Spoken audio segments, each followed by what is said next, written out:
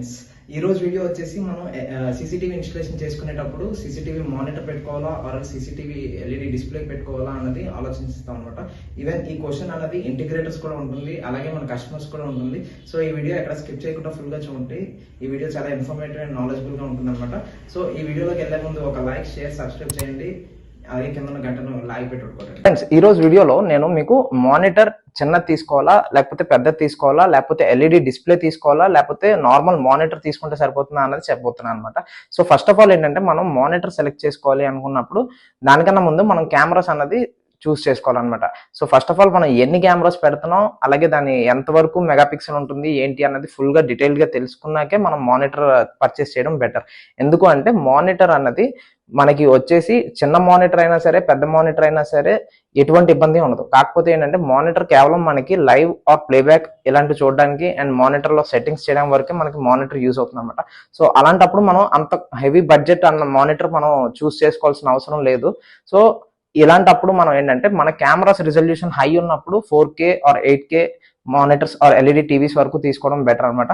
అదే మన యొక్క రిజల్యూషన్ 2 మెగాపిక్సెల్ ఆర్ 2.4 మెగాపిక్సెల్ ఉన్నప్పుడు మనం జస్ట్ నార్మల్ బేసిక్ మానిటర్ తీసుకున్నా మనకు సరిపోతుంది అనమాట. సో బేసిక్ మానిటర్ కాస్టింగ్ వచ్చేసి మనకి అరౌండ్ ఒక 3850 రూపీస్ నుండి అలా స్టార్ట్ అవుతాయి అనమాట.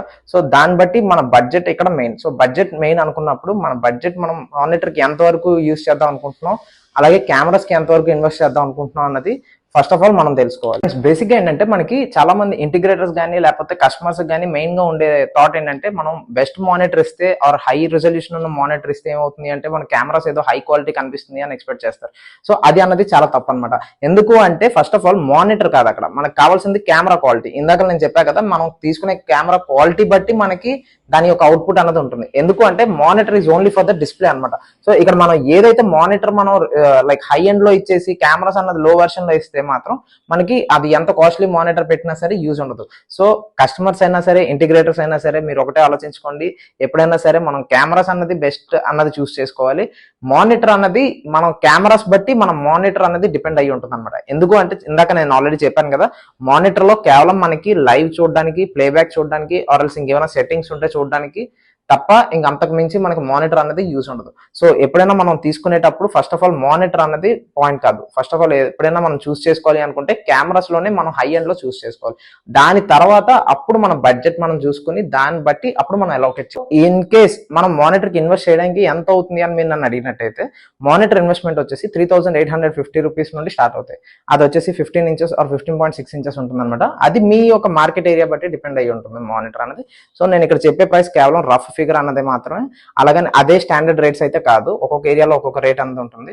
అలాగే హై ఎండ్ లో మనం మానిటర్ పర్చేస్ చేయాలి అనుకుంటే దాని రేట్ ఎంత ఉంటుంది అని మీరు నన్ను అడిగినట్టయితే అది వచ్చేసి 7000 to 8000 ఉంటుంది అనమాట. అదైతే బెస్ట్ మానిటర్. ఇప్పుడు మనం నెంబర్ ఆఫ్ కెమెరాస్ అనేది చూసుకోవాలి. ఫస్ట్ పాయింట్ లో నేను మీకు చెప్పాను బడ్జెట్. సెకండ్ పాయింట్ లో నేను మీకు చెప్పింది ఏంటంటే స్పేస్. మనం మానిటర్ పెట్టుకునే స్పేస్ ఎంత ఉండాలి అని చూసుకోవాలని చెప్పాను. ఇప్పుడు థర్డ్ పాయింట్ వచ్చేసి మన యొక్క నెంబర్ ఆఫ్ కెమెరాస్. ఇప్పుడు మనం 64 కెమెరాస్ తీసుకున్నాం, 32 కెమెరాస్ తీసుకున్నాం, ఆర్ 16 కెమెరాస్ తీసుకున్నాం, ఆ 12 కెమెరాస్ తీసుకున్నాం, 8 కెమెరాస్ తీసుకున్నాం అన్న దాన్ని బట్టి కూడా మన యొక్క మానిటర్ అనేది సైజ్ డిపెండ్ అయి ఉంటుంది. ఇఫ్ ఇన్ కేస్ మనం 64 కెమెరాస్ కానీ 32 కెమెరాస్ కానీ తీసుకుంటున్నాం అనుకోండి, అప్పుడు ఖచ్చితంగా మనం రెజల్యూషన్ హై అన్నదే తీసుకోవాలి. లైక్ 4K ఆర్ 22 ఇంచెస్ నుండి స్టార్ట్ అయ్యే మానిటర్స్ కంపల్సరీగా తీసుకోవాలి. కానీ అప్పుడు మనం హై అండ్ రెజల్యూషన్ తీసుకుంటున్నప్పుడు దాని యొక్క డివిఆర్ కానీ ఎన్విఆర్ కానీ ఖచ్చితంగా అది కూడా 4K అయి ఉండాలి.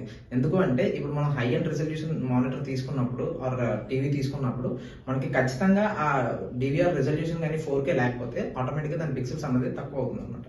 ఇది కూడా నేను మీకు వీడియోలో స్టార్టింగ్ చెప్పాను. సో ఇప్పుడు ఏంటంటే మనం నెంబర్ ఆఫ్ కెమెరాస్ సెలెక్ట్ చేసుకున్నాక దాని యొక్క రెజల్యూషన్ చూస్ చేసుకొని అప్పుడు మనం మానిటర్ తీసుకోవాలి ఆర్ టీవీ తీసుకోవాలి. నన్ను అడిగితే మాత్రం మీరు ఇన్ కేస్ 32 కానీ 12 కానీ 16 కానీ కెమెరాస్ తీసుకుంటున్నప్పుడు కంప్లీట్గా 32 ఇంచెస్ టీవీ తీసుకోవడం బెటర్. ఎందుకు అంటే 32 ఇంచెస్ టీవీ కాస్టింగ్ వచ్చేసి మీకు అరౌండ్ 11,000 నుండి స్టార్ట్ అవుతుందని నేను ఇందాకలే చెప్పాను.